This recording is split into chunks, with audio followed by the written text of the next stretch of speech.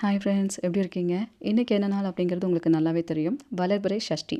அதாவது அதிக நாட்கள். அதாவது நான் சொன்னேன் இல்லைங்களா, நீலவராகி சாஸ்திரத்தின்படி அதிக நாட்கள் அப்படிங்கிறது பல விஷயங்களுக்கு நம்ம நன்மை கொடுக்கும், பல விஷயங்களை பெருக்கி கொடுக்குது. அதனால தான் முக்கியமான நேரம் காலம் அந்த மாதிரி டைம்லாம் வரும்போது மிஸ் பண்ணாமல் பண்ணுங்கள், உங்களுக்கான விஷயம் நடக்கிறதுக்கு அதிக வாய்ப்பு இருக்குது அப்படின்ற மாதிரி சொல்லியிருக்கோம். அந்த வகையில் இன்றைக்கி நம்ம சொல்ல போகிற விஷயம் ரொம்ப எளிமையாக சிம்பிளாக பண்ண வேண்டிய ஒரு விஷயம்.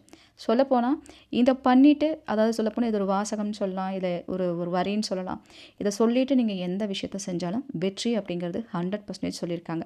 தீவிரமான முருக பக்தர்கள் இருக்கீங்கன்னா கண்டிப்பாக இந்த விஷயம் உங்களுக்கு பிடிக்குங்க. அதுக்கு முன்னாடி மரகத நீலவழி சக்கரத்துக்கு பெயர்கள் கொடுக்குறக்கு நாளைக்கு ஒரு நாள் தான் இருக்குது. 23ஆம் தேதியோடு நீங்கள் பெயர்கள் கொடுக்குறக்கான டைமிங்ஸ் முடியுது. அது மட்டும் நீங்கள் பார்த்துக்கோங்க. நம்ம வீடியோ தொடர்ந்து பார்த்துட்டு இருக்கிறவங்களுக்கு மரகத நிலவழி சக்கரம்னா என்ன, இதுக்கு எதுக்கு பெயர்கள் கொடுக்கணும், இதனால் என்ன பலன்கள், இதெல்லாம் நீங்கள் தெரிஞ்சுக்கணுன்னா நம்ம வீடியோவில் மரகத நிலவழி சக்கரம்ங்கிற பிளேலிஸ்ட் இருக்குது. அதில் போய் பார்த்தீங்கன்னா ஆரம்பத்துலேருந்து போட்ட வீடியோ பார்த்தீங்கன்னா தெளிவான ஒரு இன்ஃபர்மேஷன் உங்களுக்கு கிடைக்கும்.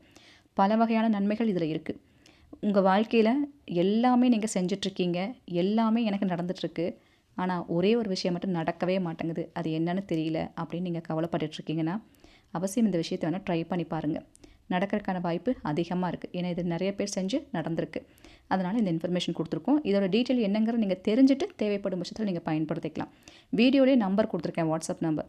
அந்த நம்பரை மரகத நிலவழி சக்கரம் நீங்கள் டைப் பண்ணி அனுப்புங்க. உங்களுக்கு அதை பற்றின இன்ஃபர்மேஷன் நான் ஷேர் பண்ணுவேன். அதை ஃபுல்லாக படித்து பார்த்துட்டு உங்களுக்கு வேணும்னா இது நீங்கள் அப்ளை பண்ணிக்கலாம். சரிங்களா? நாளையோட டைம் முடியுது. அதுதாங்க. அப்புறம் ஒரு முக்கியமான விஷயம் சொல்லணும்னு நினச்சிட்டு இருந்தேன். போன பேட்சில் நம்மளோட மரகத நீலவழி சக்கரம் ஒரு சிஸ்டர் வாங்கி வச்சுருந்தாங்க. அவங்க அவங்களோட எக்ஸ்பீரியன்ஸ் சொல்லியிருந்தாங்க. என்ன சொன்னாங்கன்னா, அவங்க மெயினாக வாங்கி வச்சது எதுக்காகனா, நம்மளோட நவமூலிகைக்கு ரெகுலராக கொடுத்துட்ருக்க சப்ஸ்கிரைபர் நிறைய விஷயத்துக்கு பண்ணி நிறைய நன்மைகள் அவங்களுக்கு நடந்திருக்கு. ஒரு விஷயம் பண்ணுவாங்க நடந்துடும், ஒரு விஷயம் பண்ணுவாங்க நடந்துடும், அடுத்தது வேறு ஒரு விஷயத்துக்கு பண்ணுவாங்க, இப்படி தொடர்ந்து பண்ணிகிட்ருக்கிறவங்க. ஆனால் அவங்களுக்கு ஒரு சொத்து விஷயத்தினால கூட பிறந்தவங்களுக்குள்ள சொந்தத்துக்குள்ளே ரொம்ப பகையாகி அவ்வளோ சொந்த பந்தங்கள் இருந்துமே இப்போ இல்லாத ஒரு சூழ்நிலை மாதிரி எல்லாத்தையும் விட்டுட்டு உட்காந்துட்ருக்கேன் சிஸ்டர். அதுக்கு காரணம் அவங்க சொந்தத்தில் இருக்கிற ஒரு லேடி. அந்த சொத்துக்களை எங்கள் கைக்கு வரக்கூடாது, சொந்தம்தான், நெருங்கிய சொந்தம்தான், ஆனாலும் அந்த சொத்து எங்களுக்கு கிடைச்சிடவே கூடாதுன்னு நினைக்கிற ஒரு நல்ல மனசு அவங்களுக்கு இருக்குது.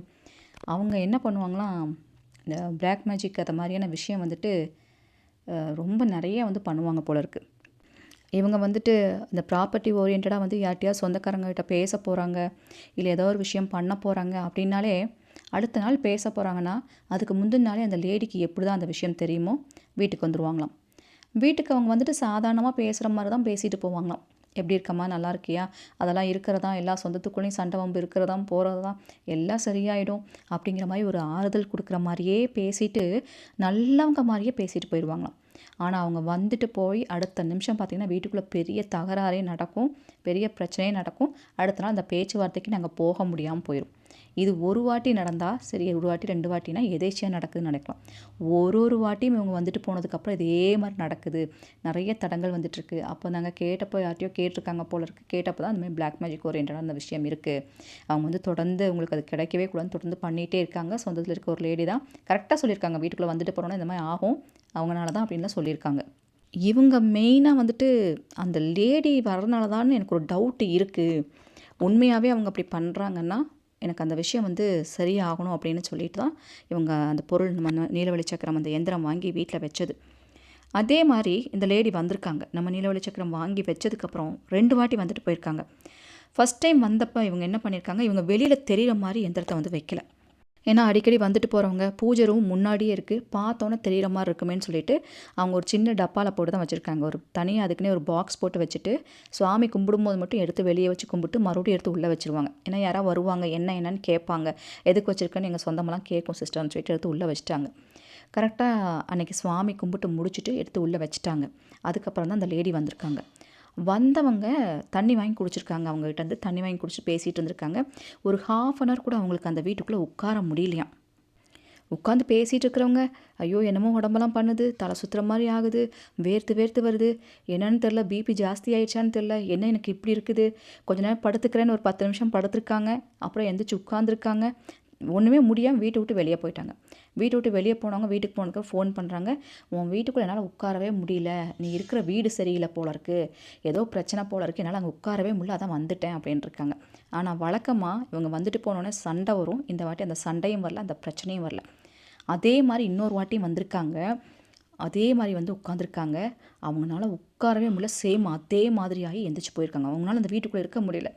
அவங்க நல்லாவே உணர்ந்திருக்காங்க. நம்மகிட்ட அந்த சக்கரம் வாங்கி வச்சவங்க அவங்க சொல்கிறாங்க, சிஸ்டர் அம்மாவோட அந்த வைப்ரேஷன் நல்லாவே தெரியுது. அவங்க வந்து தப்பான எண்ணத்தோட கெட்ட புத்தியோடு உள்ளே வந்திருக்காங்க. ஆனால் அந்த வைப்ரேஷன் தாயோட அந்த இது வந்து தடுத்து நிறுத்துது. ஆனால் எப்போ நான் இது வாங்கி வச்சேனோ அதுக்கப்புறம் அவங்க வந்துட்டு போனால் எனக்கு அந்த சண்டை வரதில் வீட்டுக்குள்ளே ஒரு பீஸ்ஃபுல் இருக்குது. இப்போ தான் நிம்மதியாக இருக்கேன். அவங்க என்ன பண்ணாலும் இப்போ அந்த சிம்டம்ஸ் எனக்கு ஒன்றுமே வேலை செய்யலை, எனக்கு ஒன்றுமே தெரியல அப்படின்னு சொன்னாங்க. உண்மையாகவே கேட்கும்போது ஆச்சரியமாக இருந்துச்சு. நம்ம நினச்சிட்ருக்கோம் வராகிய என்ன பண்ணாலும் இவ ஏன் இப்படி அமைதியாக இருக்கான்னு நம்ம நினச்சிட்ருக்கோம். அப்படியெல்லாம் கிடையாது. ஆஃப் பண்ணணும்னு நினச்சிட்டு அந்த அந்த ஸ்பாட்லேயே அந்த நிமிஷத்துலேயே ஆஃப் பண்ணிடும். அதுதான் நம்மளோட சக்திங்கிறது, அன்னையோட சக்திங்கிறது. சரிங்களா? இது வந்து அந்த சிஸ்டர் உங்ககிட்ட சொல்லுங்கள், எல்லாத்துக்கும் அம்மாவோட பவர் என்னன்னு சொல்லுங்கள் சிஸ்டர் அப்படின்னாங்க. அதனால தான் இன்றைக்கி உங்ககிட்ட நான் சொல்லிகிட்ருக்கேன். இந்த நீலவெளி சக்கரம் உங்களுக்கும் வேணும் அப்படின்னா மெசேஜ் பண்ணுங்கள். உங்களுக்கு அதை பற்றி இன்ஃபர்மேஷன் ஷேர் பண்ணுறேன், தெரிஞ்சுட்டு நீங்கள் வாங்கிக்கலாம். அப்புறம் நான் சொன்னேன் இல்லைங்களா, முருகரோட சூப்பரான ஒரு விஷயம் இருக்குதுன்னு சொல்லிட்டு திருவாசகம். திருவாசகம் அப்படிங்கிறது உங்களுக்கு நல்லா தெரியும். அது பெரிய ஒரு பாட்டு, பெரிய ஒரு பேராகிராஃபு. ஆனால் அந்த திருவாசகத்தை ஒரு விஷயத்தை நினச்சி யார் ஒருத்தங்க ஒரு வாட்டி படிக்கிறாங்களோ அவங்க கேட்டது அப்படியே நடந்துடும். அவ்வளோலாம் நீங்கள் டைமே எடுத்துக்க வேண்டாம். இந்த 2 வரியும் நீங்கள் ஜஸ்ட்டு பாருங்கள், உங்களுக்கு சொல்லித்தரேன். வேண்டத்தக்கது அறிவோய் நீ, வேண்ட முழுதும் தருவோய் நீ. சரிங்களா? நமக்கு என்ன வேணுங்கிறது அவனுக்கு தெரியும், நம்ம கேட்டதை கொடுக்கவும் செய்வான். ரொம்ப பவர்ஃபுல்லான லைன்ஸ் இது. அதாவது இந்த வார்த்தைகளை மட்டும் நீங்கள் வரிகளை மட்டும், இந்த 2 வரிகளை மட்டும் எந்த விஷயத்தை நீங்கள் முயற்சி செய்கிறனாலும் இந்த 2 வரியை சொல்லிட்டு நீங்கள் முயற்சி பண்ணுங்க அப்படிங்கிற மாதிரி சொல்கிறாங்க. இதை நீங்கள் பண்ணினாலே உங்களுக்கு எதை தொட்டாலும் வெற்றி ஆகுமா. அது எந்த விஷயமா இருந்தாலும், எப்பேற்பட்ட விஷயமா இருந்தாலும் உங்கள் வீட்டில் இருந்தபடியே இந்த 2 வரியை மட்டும் சொல்லிட்டு வெளியே போங்க.